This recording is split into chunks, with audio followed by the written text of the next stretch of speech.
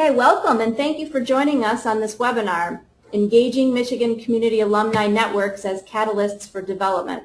My name is Jennifer Bruin and I'm the project coordinator of the MSU EDA University Center for Regional Economic Innovation. We are housed in the Michigan State University Center for Community and Economic Development in Lansing, Michigan. The REI University Center is supported by the U.S. Department of Commerce, Economic Development Administration, and the Michigan State Housing and Development Authority. It was established in the fall of 2011 and has spent the last 3 years supporting the identification, creation, and development of innovative economic development strategies that may yield high-growth entrepreneurship, job creation in distressed regions of Michigan. Each year, the REI University Center selects several innovative economic development ideas for projects. These projects are led by experts in the field or by faculty at Michigan universities or colleges, and they are supported through small grants to offset the costs associated with completion of the initiatives and research. Today, Ms. Elizabeth Garlow with Michigan Core and Mayor Dayne Walling, founder of Flint Club, will share their Colearning Plan project with us, Engaging Michigan Community Alumni Networks as Catalysts for Development. Elizabeth has extensive business, social responsibility, and impact investing experience across sectors and around the world. She led key projects such as Kiva Detroit to engage a network of expatriate Detroiters as lenders to local small businesses, and she has published on the topics of social entrepreneurship and business social responsibility in the Stanford Social Innovation Review, Harvard Business Review, and others. Mayor Dayne Walling is serving in his second term as the mayor of the city of Flint. He is focused on innovative approaches to planning and development as a way to bring new energy and investments to Flint. In 2001, he was a co-founder and later the executive director of Flint Club, one of the first community alumni networks in the country. Walling is a Truman and Rhodes Scholar and also a recipient of the Graduate Research Fellowship from the National Science Foundation for his investigation of the prospects of community and economic development in Midwestern cities. Walling is a leading urban policy voice with numerous published written pieces and presentations with the Governing Institute, Smart Growth Network, Michigan Municipal League, and Cities of Service. Welcome, Elizabeth and Mayor Walling. How are you? Hi, Jennifer. Thank you. We're great. Thanks for those wonderful words of welcome. We are looking forward to sharing some of our insights over today's webinar. So we'd like to welcome all attendees. And we're really grateful to MSU Center for Regional Economic Innovation for sponsoring this co-learning plan and for hosting us today. So we look forward to diving right into today's content. I'm going to turn it over to Dayne to kick us off. All right, well, thanks everyone. It's great to be with you here and explore this topic of community alumni networks and how we believe community alumni can be used as catalysts for economic development in Michigan and certainly in other places. The purpose, why Michigan alumni? We believe that given where Michigan is at and our various communities, that we need to look for unconventional resources that we can bring to local economic development activities. We see a real value in engaging those who are currently outside of Michigan and taking advantage of their new ideas and experiences from other places. And the reality that in the internet era, all of our notions of community are really quite different. They're not as place-based as they would have once been, and that gives us some opportunities to talk across boundaries and look for new ways to create channels for people to invest in their home communities or the communities of their colleges or universities, places they may have once worked in Michigan. We think about the overall trajectory of Michigan and its communities in the last few decades. A lot of population loss, especially from our core cities. We have outflows of talent from our colleges and universities. So while the state's overall population numbers haven't varied greatly, When you think of the natural birth rates and then people going through colleges and moving on, we're not retaining all of the people who are coming through our colleges and universities and growing up in our communities, and we believe that wherever they may be living now, they can be resources and catalysts for redevelopment, especially with the ease of online and internet connection. So again, just with communities, in particular Detroit, Flint, the severe fiscal crises that we're facing, we really need to look at non-traditional sources of capital and innovation to design methods so that we can have higher qualities of life and more sustainable communities. So we see a lot of opportunity in our community alumni networks to bring this in.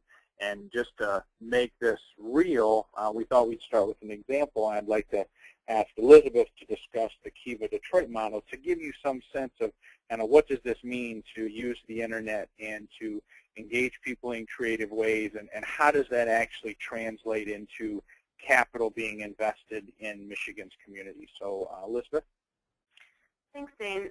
So per Dayne's point, and Jennifer had actually mentioned this particular initiative of Kiva Detroit in her introduction, but we really do see that a lot of some of the catalysts for this particular co-learning plan and research was the emergence of some new creative solutions that are looking at addressing a variety of community challenges, in particular across the areas of unemployment or urban quality of life, et cetera. And one such program that has inspired both Dayne and I in our work is a program by the name of Kiva.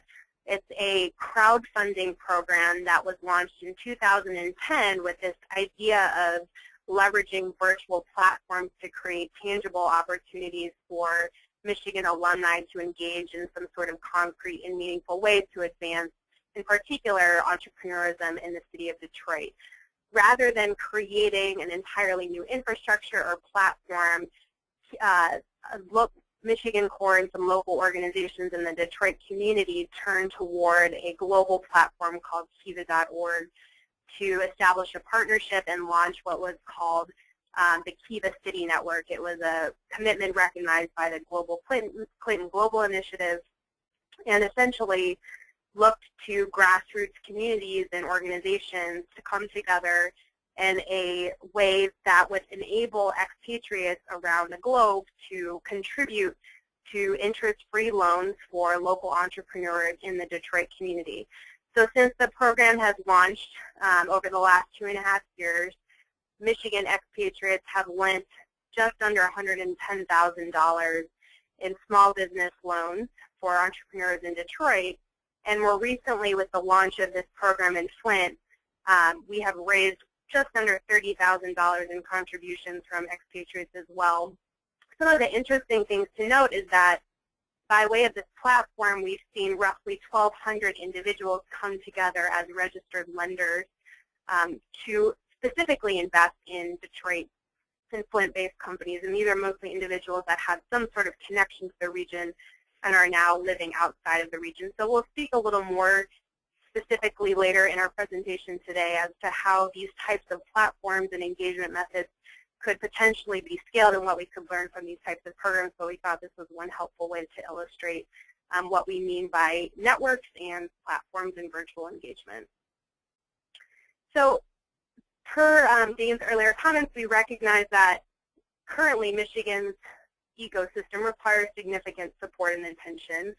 So where we see a need for capital and opportunities for investment, our sense when we engage in the research for this co-learning plan is that alumni can play a very crucial role in making investments into the state's economic ecosystem, and those may be financial capital investments, they may be social capital investments, and we'll speak a bit more to that later on. The research that we've done points to this notion that Michigan alumni are actually on the whole very interested in playing some sort of meaningful role in the state's future. So throughout this co-learning plan, our aim was to develop some insights around the propensity of alumni to actually engage or re-engage, as well as some recommended opportunities for maximizing that type of engagement to contribute to local communities and to our overall prosperity here in Michigan. So we're actually going to begin this webinar by stating up front what we discovered were some of the key recommendations that emerged from this research. Our sense is that many organizations that engage in local community and economic development have a number of opportunities to link with alumni and to benefit from their financial and social capital as well as their personal and professional network. So first and foremost, one of our core recommendations is to look at engaging alumni social capital. It's really crucial, in our view, that local leaders adopt a mindset that recognizes that alumni investment opportunities go beyond strictly financial relationships. So really by engaging alumni social capital, we recognize that we can actually build some productive connections with local community assets. So for example, we've noticed that there are several local organizations as well as interests on behalf of alumni in serving on nonprofit boards, encouraging business collaborations, even volunteering hours when in Michigan. Secondly, we've looked at the fact that many alumni have a great sense of interest in serving as a positive ambassador for the region. So we will speak quite a bit in today's presentation to this notion of Michigan's image and the perception among alumni, given the interviews that we completed, some of our survey methods, around some strategies to reshape that perception. But what we did find is, first and foremost, there is a baseline sense of pride and responsibility for serving as an ambassador for the state in whatever environment alumni find themselves.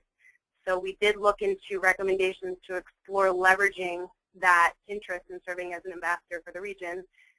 And then lastly, one of the core elements in our set of recommendations provided in this co-learning plan entailed key strategies by which local organizations here in Michigan can actually mobilize themselves accordingly to create meaningful engagement opportunities and, most importantly, to follow through on those opportunities. So with the assumption, the understanding that there is great interest among alumni in engaging in the region, we do need to make sure that we have sufficient capacity and infrastructure here within the state to activate that interest and to, most importantly, make it something that is sustainable and meaningful for alumni. So drawing on the combined years of learning from Mayor Walling and myself, in particular with the platforms that we've been working with, Michigan Core and Flint Club, as well as some survey and interview data, we did look at providing strategies, recommended strategies for engaging alumni in efforts that in particular support economic progress across Michigan and primarily through opportunities to invest in entrepreneurship, civic and social innovation. So our co-learning plan today, the presentation today, is really structured in 3 parts. We've looked at providing insights to outline best practices and practical steps in 3 areas. First, building a network. So we did look into what some of the common features are among some of the platforms that we've seen having some success in building networks of constituents and engaging alumni in supporting entrepreneurism and innovation in Michigan. We also looked at some of the features, particular features of those platforms to actually maximize that engagement and create ongoing opportunities. And then lastly, per my earlier comments, we did look quite a bit into how community alumni perceive the state of affairs here in Michigan and how we might actually reframe Michigan's image in certain instances in order to attract and sustain alumni engagement here in Michigan.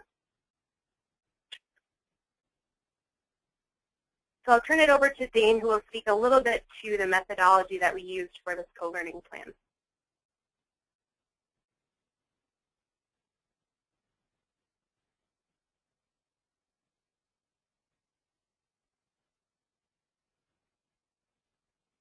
Can Dayne hear us?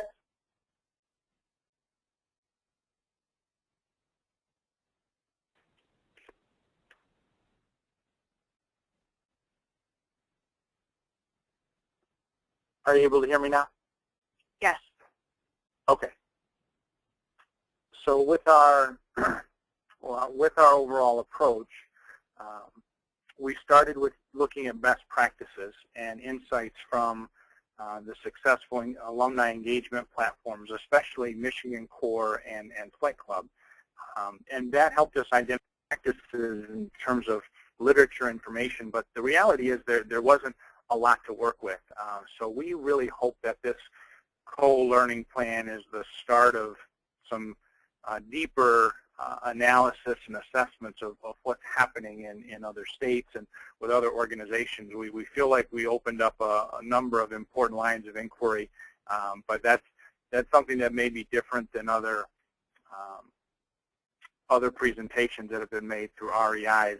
There's not a lot to work with in terms of past precedents. This is very much emerging work. So we did take a look at Youngstown and Cleveland, and of course a lot of the activity in Detroit, and then our own experience. Michigan Core had done some survey work with the University of Michigan Ross Business School in 2012, so we very much drew on that. So our co-learning design, and I'll hand this off to Elizabeth to say more about the survey and the interviews, but this was really the heart of the new information that we're putting forward here in this plan, and then what we use to build our recommendations around. We got great responses from the survey and from the interviews, and I think really started the conversation that we think we need to have with organizations, across the state. So, Elizabeth, you want to talk about the survey?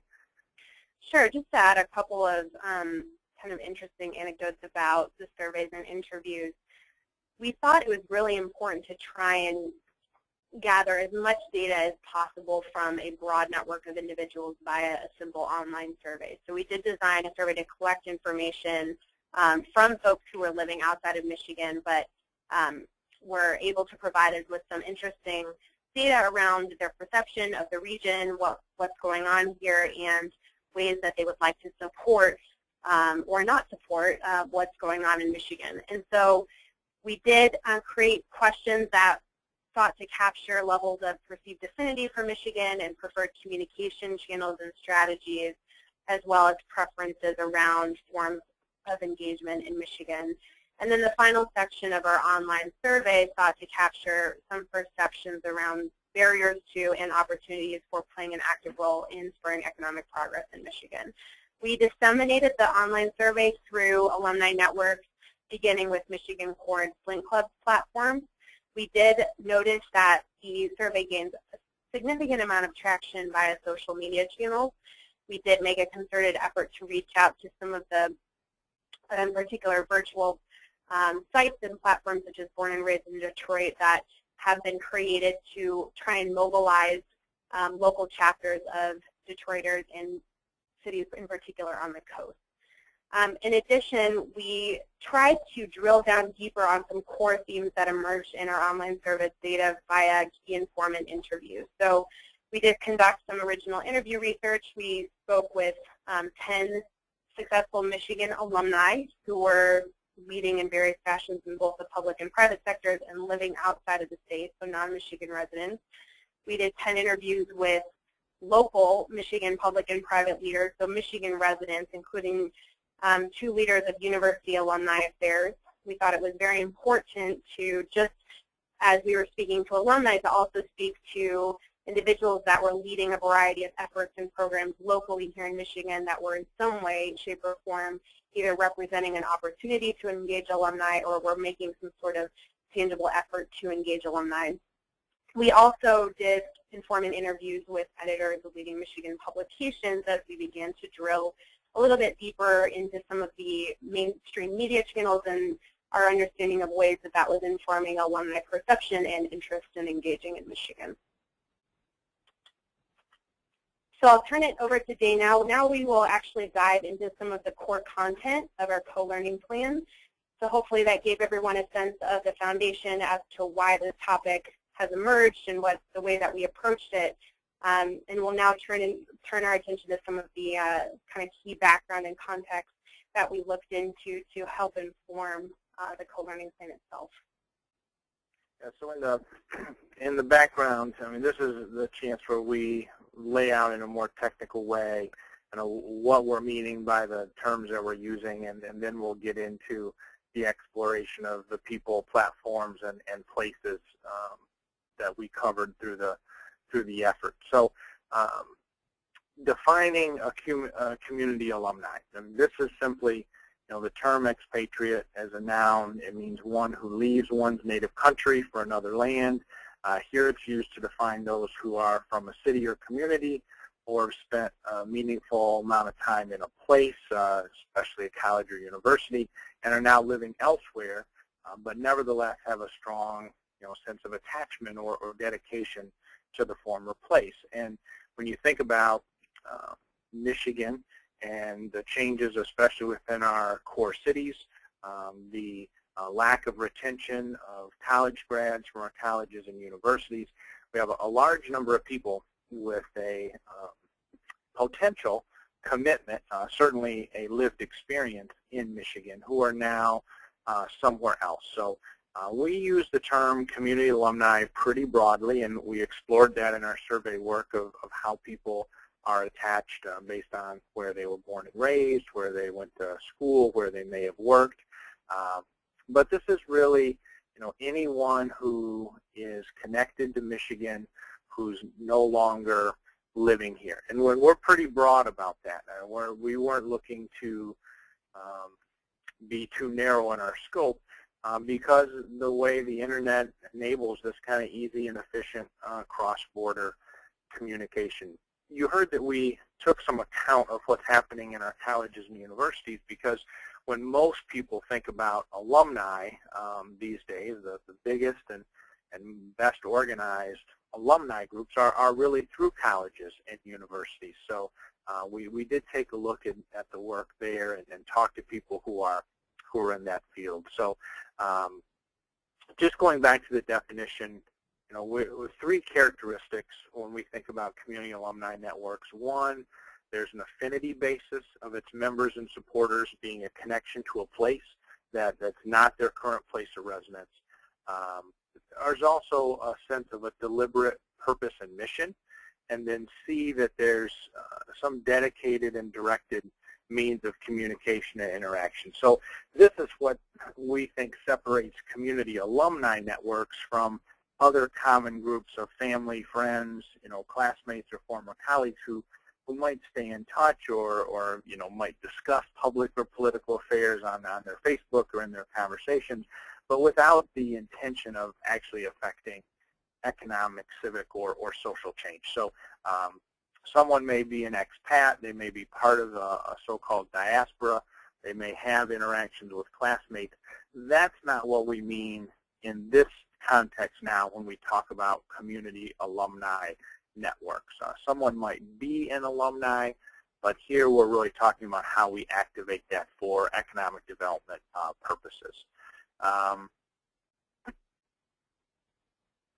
The kind of last point here about antecedents of community alumni networks. Of course, I was involved in the Flint Club work now almost 15 years ago. The Michigan Core effort has been underway for a few years. We took a look especially at Youngstown. Youngstown has been profiled in Inc. magazine and in other places about the way the city was attracting young, mobile talent, back to the city, how they were committed to the city's revitalization. So a very similar story to a lot of our Michigan communities, also playing out there and to some extent in Pittsburgh and Cleveland and other places that have made some deliberate efforts that have been recognized to bring their alumni back into the city, take advantage of their talents and resources as part of their revitalization efforts. So that's what we're talking about here as we get into this, and I'll turn it back to Elizabeth to introduce this people component of the work and how we believe we can go about building community alumni networks. Great. So to start with our research, we did ask ourselves what some of the best practices and practical steps were around building an actual community alumni network. And by network, we're talking about people who share and express affinity for a place even if they don't live there, and they're often organized for some specific purpose, whether that's schools, the arts. In our case, we were looking specifically at economic development. So first, what we wanted to do is gather some data around the level of interest among alumni and actually being an expressed part of a network. So we did this first and foremost by measuring affinity for Michigan. So you can see here some of the outcomes from some of our initial survey data. This survey shows that individuals, alumni, do indeed have a strong expressed affinity for Michigan cities based on those cities being their hometowns or their place of higher education. High school, university, and college alumni networks are the most established and common expression of some sort of shared affinity and often entail linkages with local host communities, but we did want to separate this question related to Michigan hometowns versus educational institutions in particular, because we were very curious to see how individuals were relating to their experience in Michigan. So the results of this survey show that attachments are strongly and approximately equally rooted in connections to hometowns, colleges, and universities. So you can see here that by and large, individuals either agree or strongly agree that they feel a strong sense of affinity for their Michigan hometown and for their college or university, with a slight tilt toward one's Michigan hometown. So the question remains as to what some of the common features are among the best practice platforms for non-local engagement and support. So we thought we could share some history and some greater detail around the experience of two platforms that we have been involved with, beginning with Flint Club. So you want to, sure. Yeah, so Flint Club was started around 2000, and we look back now and can joke that this was, before Facebook was created, and that just raises another question we'll discuss later about, technology and how that continues to evolve and how these platforms need to adjust to that. But Flint Club very quickly grew to a network of over 1,000 members with website and email connections. The group was very mission-oriented, and that's what was unique in the Flint landscape of other existing, college or university alumni networks or other civic associations. It was, internet-based but still mission-driven, and the club raised money for college scholarships and organized community service projects and homecoming activities and developed emerging leaders and created new opportunities for people who had been disconnected from the revitalization efforts in Flint to get involved. And I think it really highlighted for us this importance of the mission-driven aspect of a community alumni network. Again, it's not so much just a kind of social club or people keeping up with each other. A real community alumni network has to have a strong mission orientation and focus, and Flint Club very much expressed that and was successful because of it in the Flint community. So about a decade later, Michigan Corps was founded in 2010 on the 50th anniversary of the Peace Corps' announcement by President John F. Kennedy in Ann Arbor. The platform was founded as a way to try and create a more modern method for service and engagement, with this understanding that our notion of place has in some ways evolved given increased mobility and the growth of the internet age, but also this notion that individuals really do have this strong sense of affinity that could be activated for purposes of creating and unleashing new talent and entrepreneurial innovation. So the platform was seeded by a network of expatriates who were living around the globe, and you can see a profile of some of those folks here. They're by and large very influential individuals. The only individual pictured here who is not a Michigan expatriate is Dr. Eric Schmidt. But what did emerge as a very interesting outcome is that there were several individuals who had very high-profile roles in the media, in the entrepreneurship space in particular, who were very eager to invest in some sort of effort that would bridge the gap between individuals like themselves who had significant resources and networks they could bring to bear and local emerging innovators, in particular entrepreneurs here in Michigan. So to this day, Michigan Core launches initiatives that in particular seek to make those connections between Michigan alumni and local innovators. The most prominent of those initiatives include the Kiva Michigan platform, which I spoke to earlier, and a statewide competition for entrepreneurs that are looking at civic and social issues, which we'll speak to a little bit later as well. One interesting case that we thought would be notable to mention is a recent effort called Drive Flint.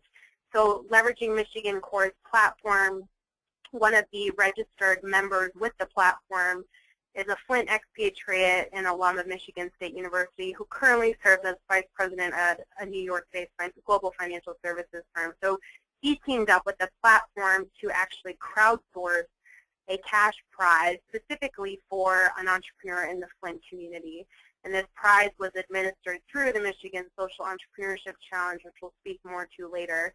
The interesting thing is that this Drive Flint prize really helped to catalyze some interesting conversation online about the future of Flint, and did Flint have an entrepreneurial future?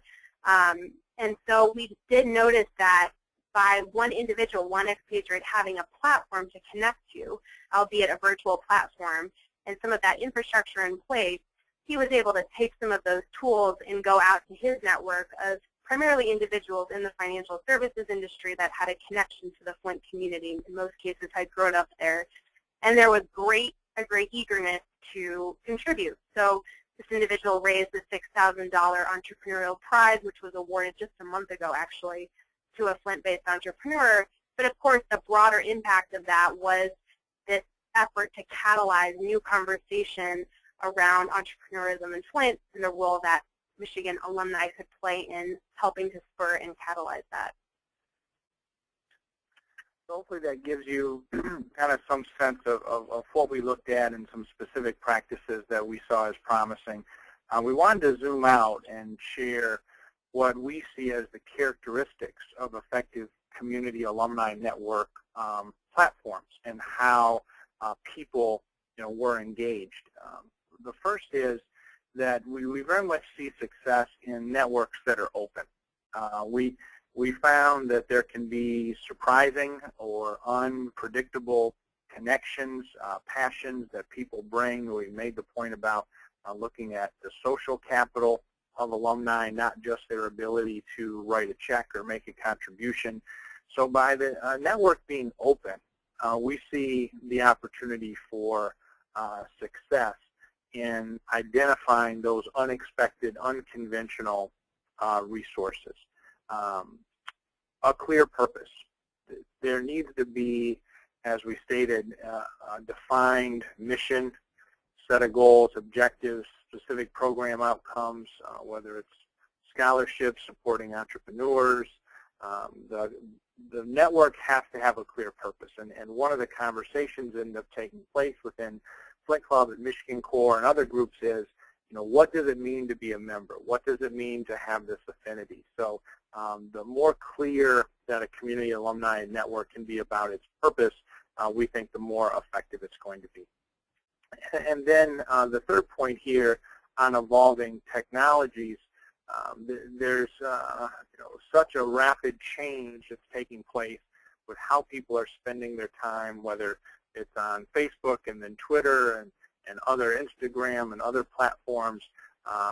Since so much of this is taking place in the virtual internet world, effective community alumni networks are going to have to navigate that very skillfully and make sure that what they're presenting is relevant and compelling. One of Flint Club's challenges was that we didn't invest in those next technologies, and as Facebook and LinkedIn became more prominent, the network didn't effectively shift as well as it could. Michigan Core had an opportunity to reset with their start, and I think has been very effective in evolving with those technologies and having a more effective online presence. Now, this work, of course, is not without its challenges, so we also wanted to present what we see as the barriers and best practices here.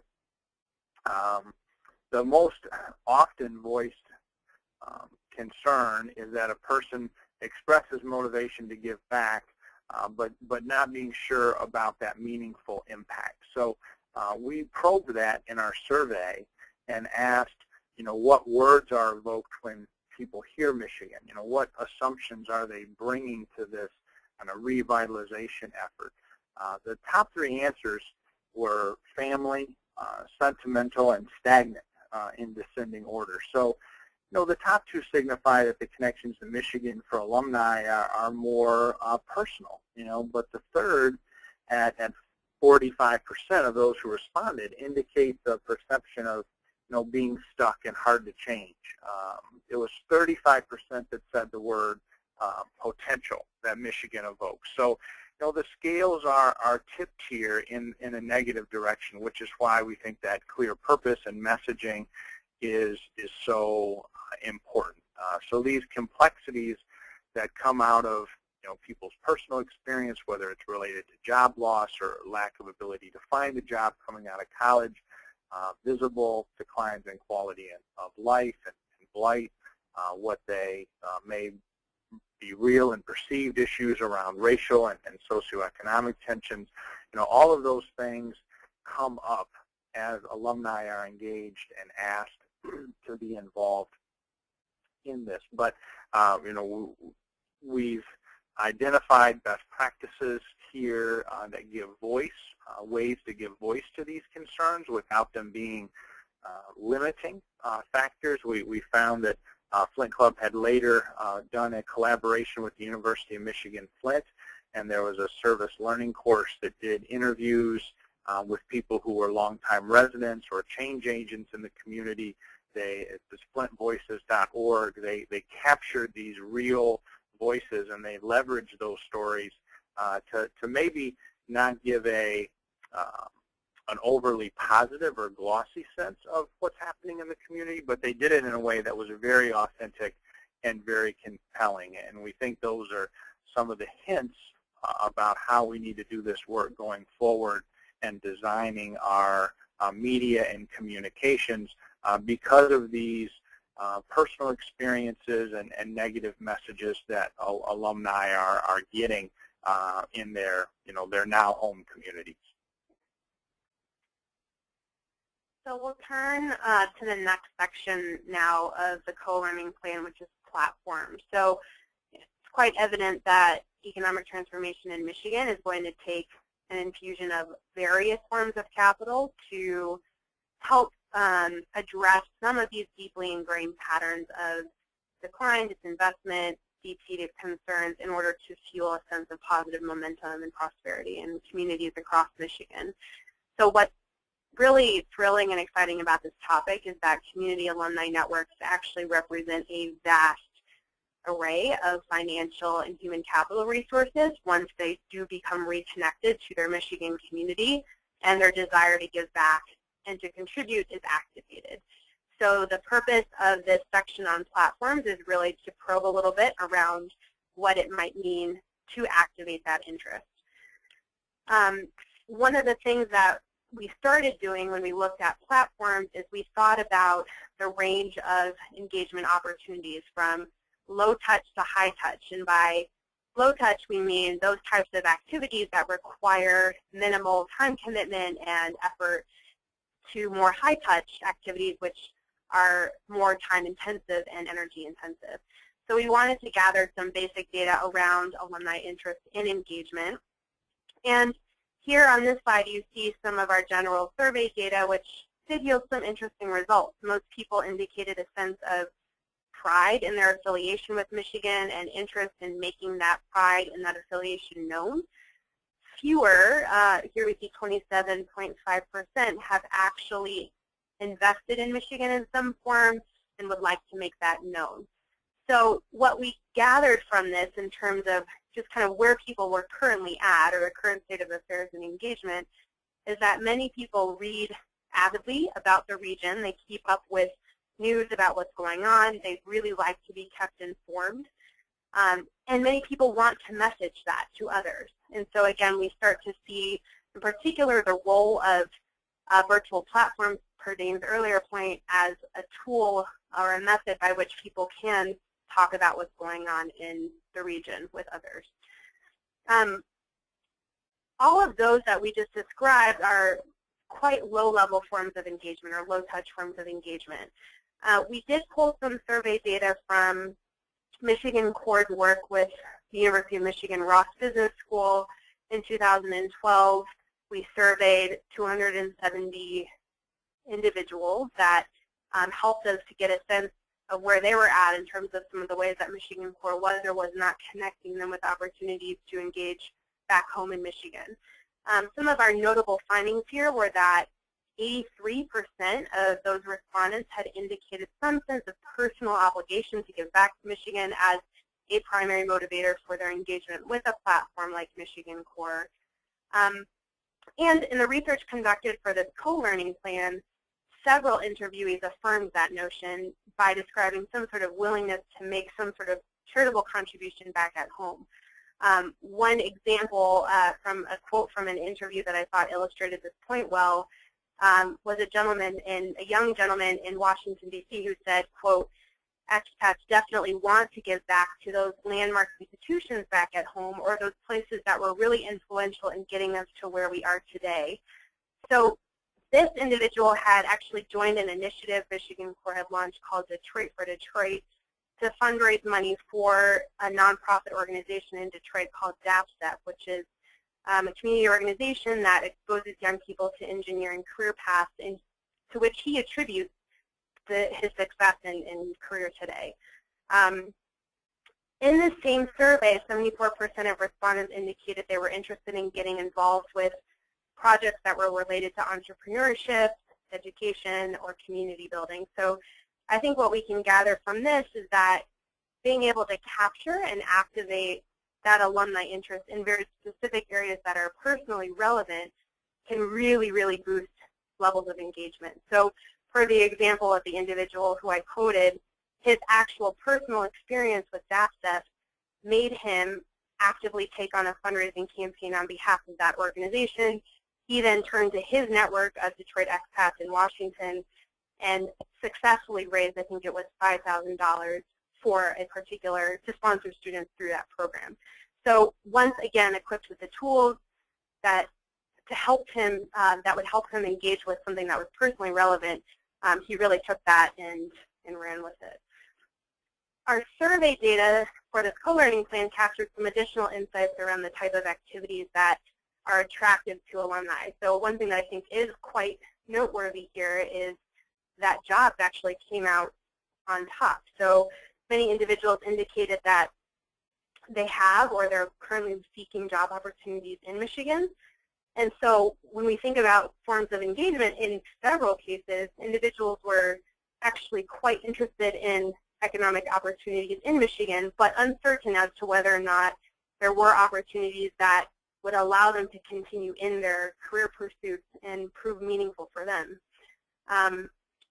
In addition, opportunities to invest in Michigan, so not just make a charitable contribution necessarily, but actually invest in some sort of economic development in the state, and then also to serve as an ambassador for the state. So again, telling positive stories were ranked fairly highly as activities that were attractive to alumni. So what I think we can gather from this is that Michigan is actually quite well positioned to raise resources from a national or a global community of Michiganders to make fairly high impact investments here in the state. So what we sought to do in this co-learning plan is explore some of the dimensions of effective platforms for channeling that investment into the region. So first, one of those dimensions we looked at was talent matching. That seemed to emerge as quite prevalent. So there have been a number of efforts actually in recent years, really just in the last 2 to 3 years, aimed at matchmaking talent for Michigan-based jobs and promoting Michigan as a place of economic opportunity. So we see programs like Michigan Talent Connect, which is led principally by the state's Economic Development Corporation, another effort they recently launched called the Pure Michigan Dream Job Fair, which essentially brought Michigan employers to alumni in major hubs such as New York and Chicago. And we're seeing a growing number of these types of programs that aim to leverage individuals' connections to Michigan as a reason to draw them to the state for unfilled jobs. So it'll be interesting to see the extent to which, again, those types of initiatives, those talent matching initiatives, could further be leveraged or expanded based on actually having well-mobilized and well-organized alumni networks, in the way that that could essentially serve as a pipeline for some of these types of programs. With regard to partnering with online platforms, another dimension of effective engagement that we looked at was the ability of local organizations, particularly community-based organizations, to leverage existing online infrastructure and platforms. One example of this is the Kiva partnership. Because Kiva has a well-known, well-established global brand, Michigan Corps has been quite successful in building connections between expatriate lenders who in many ways were perhaps already affiliated with the platform or were very likely to engage in the platform because of its well-established infrastructure in order to contribute to business loans in the Detroit and Flint communities. So one interesting example, or a couple interesting examples actually, would include one business here in the Detroit community called the Social Club Grooming Company. It's a local salon launched by a young Wayne State graduate who fundraised through the platform and had a lender, a Detroit expat now living in Toronto, who wrote on his profile, "I attended Wayne State University in 1969. I'm so thrilled to help out such an engaging, committed young man." And then actually this individual then proceeded to come back and visit the community and to go and actually visit the place of business that he had made a loan to, so there was some sense of behavioral investment there. Another interesting story involves a graphic designer in the Flint community who, because of an expatriate lending to him through the Kiva platform, actually accessed a new portfolio of work in Paris, France. So again, there's some of these connections that are being made because of the fact that an existing solid online platform was leveraged to help make some of those connections.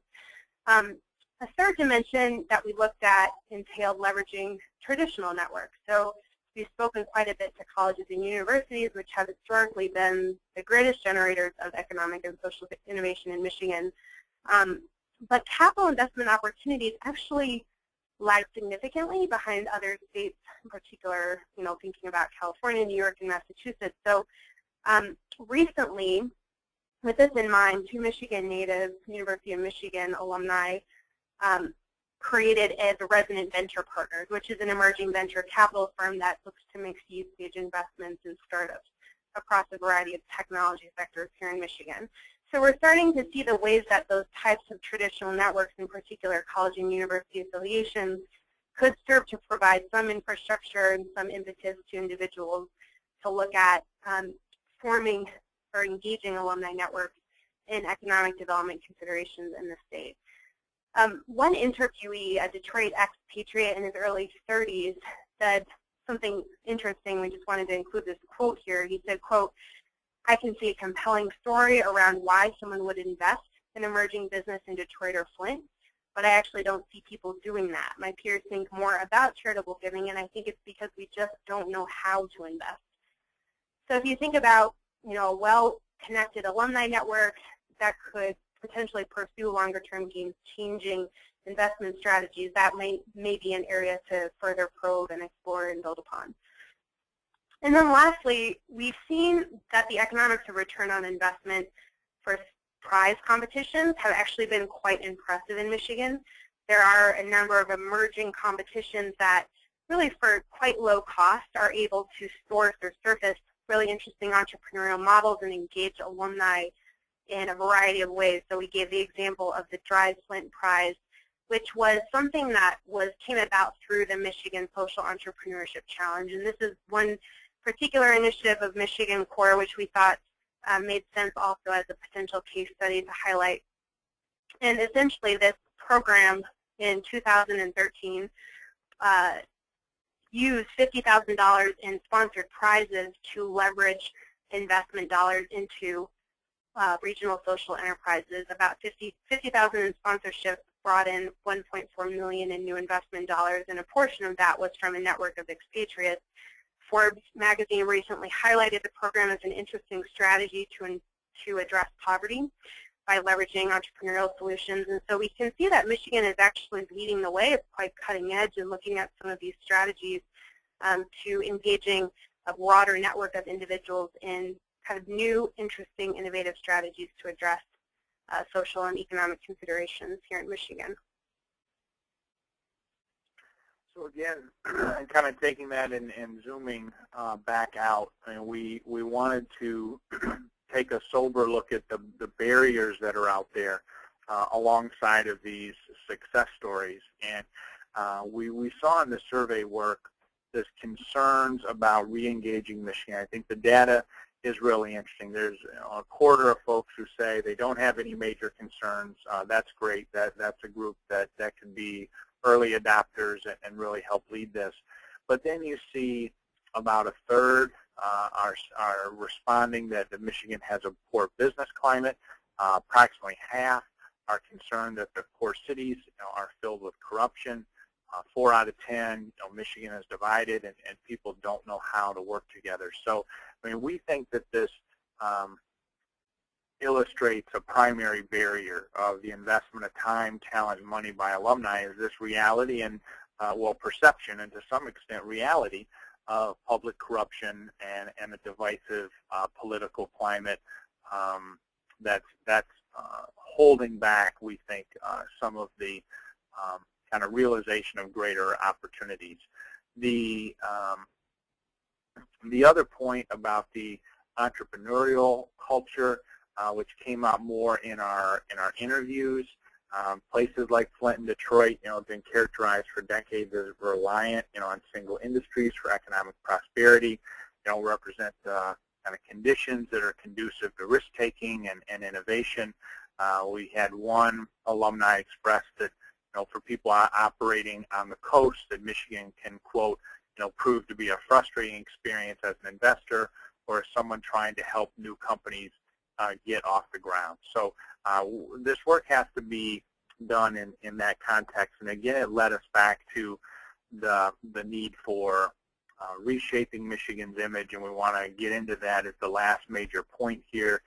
It really may end up being the first point that organizations or any organized effort to do this community alumni work at a greater scale will have to encounter as being very deliberate about the framing and the presentation of messages, because we see the network building and then the techniques of and specific channels of investment and engagement.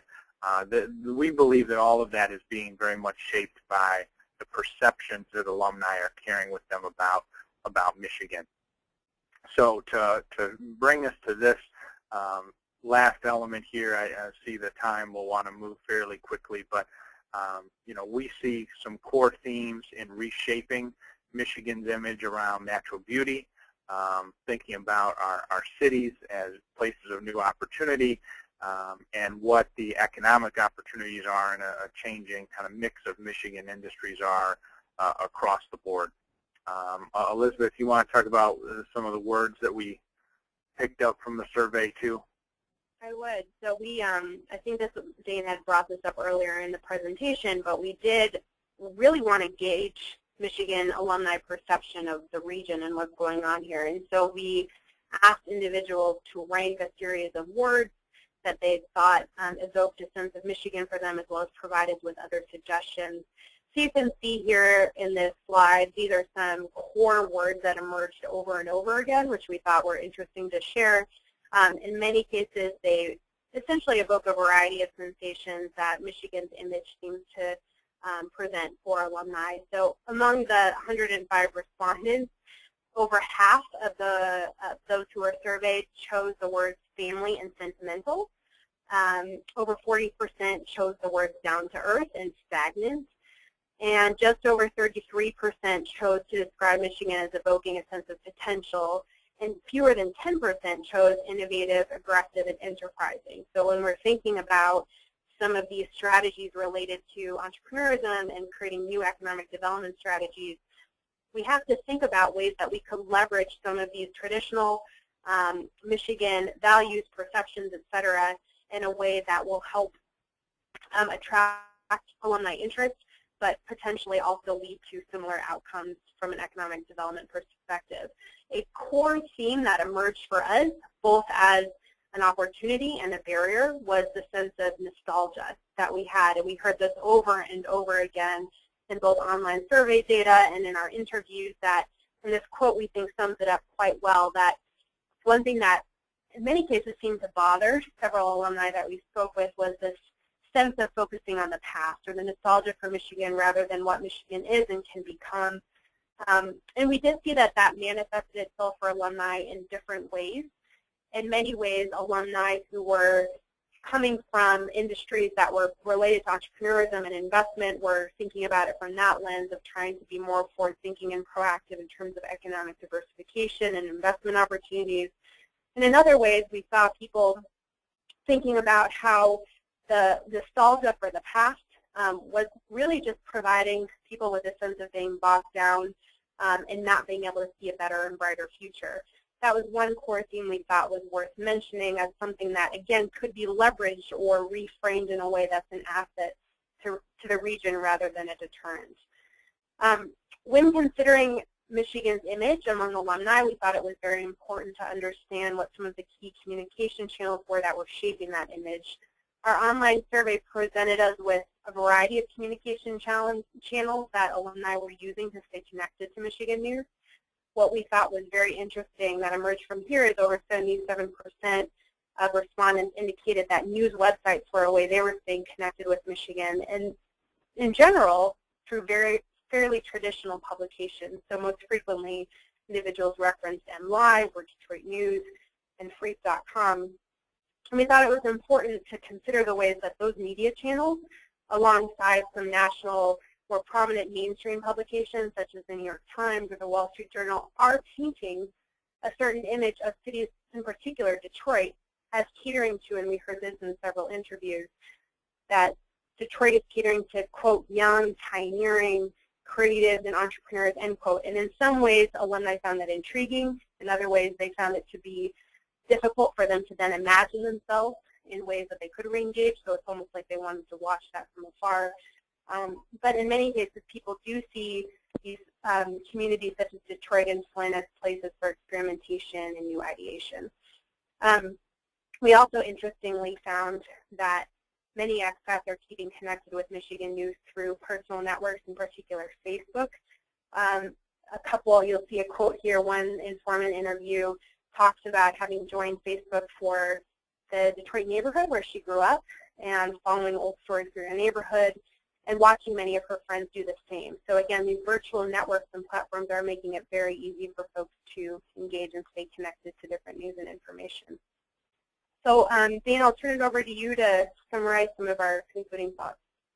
Yeah, we've covered a lot of territory in this, and hopefully the presentation of new data helps people who are kind of wrestling with this, give some guidance to individuals who may be trying to undertake community alumni building themselves, and also looks at this work more conceptually within the broader field of economic development, and raises concerns and identifies the barriers that are part of this work. Now, recognizing again that this research is very much in a nascent stage around the engagement of community alumni, we would like to see further data collection and research and experimentation continue to see how this field emerges. But we do see two areas around which engagement with community alumni is most likely to yield results, and that is the innovative financial capital strategies and also the social capital development. So we wanted to highlight that. We also think that there are some challenges that need to be navigated as community alumni elements may get integrate or attempt to be integrated in community economic development work. I mean, the first is just the newness of this and what that means for existing traditional alumni networks like colleges and universities that play such a prominent role in our communities.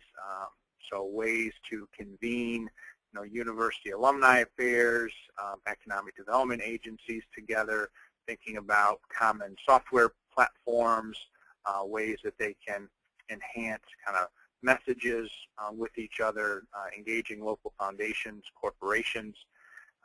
We also think that there's, in many cases, a lack of organization and follow-through on the part of local leaders and organizations that are involved with alumni engagement efforts. So there's this sense of a lot of opportunity with engaging alumni, but then how much actual effort is put behind that, and is it really being taken seriously? We think to the extent that it can be integrated as a core part of the state's economic development efforts and local organizations, that there'll be a good return on those efforts, but they'll, like anything, take time and need to be nurtured. We also, at the same time, think that there's a wavering level of commitment and follow-through on the part of alumni with engagement opportunities, because they're not present in the community. The communication may be sporadic. So we think there need to be tools developed to survey, continue to engage and engage alumni interests, create these open online networks that regularly showcase and champion efforts of alumni in Michigan in order to foster this sense of ongoing accomplishment and engagement. We've talked a number of times through the presentation here about reframing Michigan's image, and we really see this as preceding effective engagement. So it really could be first on the list and the first thing that we talk about. We think that the communications have a disproportionate influence given that the potential community alumni investors are physically distant. They depend on general media for information in the absence of personal encounters. So generating and promoting authentic and compelling stories and messages of Michigan's economic transformation, particularly among those change agents not featured in prominent media channels and may not be projects of that same size, but the stories they tell, we think those are really important. So coming up with some way to create alumni ambassadors who are given real and consistent data about costs and benefits of doing business in Michigan, assets and opportunities in local communities, that should be something that is looked at both from state and regional organizations as well as local organizations. Building this direct connection between alumni engagement and community benefit. I mean, that's where the sweet spot is in this work. Alumni are looking for meaningful ways to engage in the communities, and when the entrepreneurial and economic development activities can be connected with the community or social benefits, so it's not just a traditional conventional market transaction. It's also not just a conventional charitable activity, but we really see the sweet spot being in the middle, which is why we've spent some time here on the social enterprise. So thinking about social enterprises and community alumni networks and how those two interplay, we think is important. Getting our nonprofit community to be engaged with that work, as well as the business community.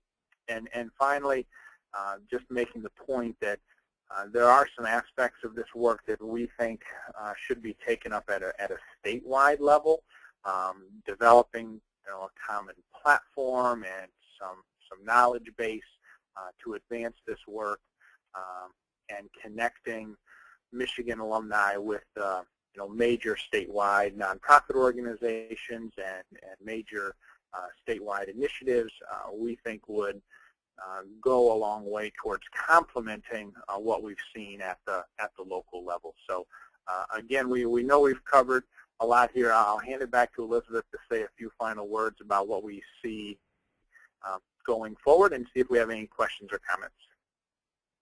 Wonderful. Well, thank you again to everyone who's attended the webinar, and hopefully you found the information here to be intriguing and thought-provoking. Per Dayne's last comments there, one of the things that we look at as some low-hanging fruit moving forward in terms of recommendations entail a couple of homecoming events that are actually coming up locally. We, in our research, learned about the Cranes Detroit homecoming event, which is happening September 18th and 19th, as one opportunity by which we can actually begin to apply some of these key learnings pretty much right off the bat. So we look forward to keeping you all abreast of some of that information. But of course, I've included our Twitter handles here so you can follow some of that news and information. But Jennifer, if we have any time or any questions that have come in, I'd be happy to take any of that right now. Thank you, Elizabeth and Mayor Walling. Very good presentation. And I'm looking at the chat box, and I'm not seeing any questions, but let's give it a moment or two and see if we get a few of them. I would like to ask some questions. Well, maybe they're more comments. Well, I'll start with a question. I didn't hear you talking about the Mich Again program. Can you, I don't know very much about it, but is it strictly for jobs, or is that also investment kinds of work? So, Dayne, do you want to speak to any of that? It's jobs, to my knowledge, right? Right. Yeah. That's my understanding as well. Yeah, we mentioned the Michigan Connect and the job fair, so I think it's another dimension of that work, which is the Michigan Economic Development Corporation identifying some job opportunities and then going out to places, major cities, Chicago, and doing that kind of recruitment. And we think that's an important element of this, of getting people an opportunity to come back to Michigan, but also the interaction that takes place as people start to think again about the economic opportunities that are here, even if one of those jobs isn't for them. Yeah, those interactions are probably producing, some kind of relationship there. And not all of us want a job in Michigan. As we know, some of us want to start a business in Michigan. So I'm wondering if they are going to have an arm that maybe helps, and maybe they already have this, that helps those that want to do that are also within that database of that program, Maybe want to reinvest in not necessarily the most affluent places of Michigan, but back to their home and maybe a less affluent area. Yeah, that's where we see this real opportunity around social enterprises, because people already have ways that they can make conventional financial investments and find businesses to buy equity stakes in, and we certainly want to encourage that, but we think the sweet spot here is taking the affinity that people have for the Michigan communities and tying that to innovative, entrepreneurial activities. Right. I'm just thinking some of them have an affinity, but they're stuck in Chicago or they're stuck somewhere else, and they say, oh, well, there aren't any jobs back there, but I would like to start a business. And I mean, I think what you were saying, Dayne, was that you're kind of suggesting that the state, provide something that would build off of what you have found here. And I'm just wondering if they've already got maybe a mechanism in place with that Mich Again program that maybe they could really start to maybe open that up a little bit and have different facets of it. Sort of an incentive program also for the communities on their end.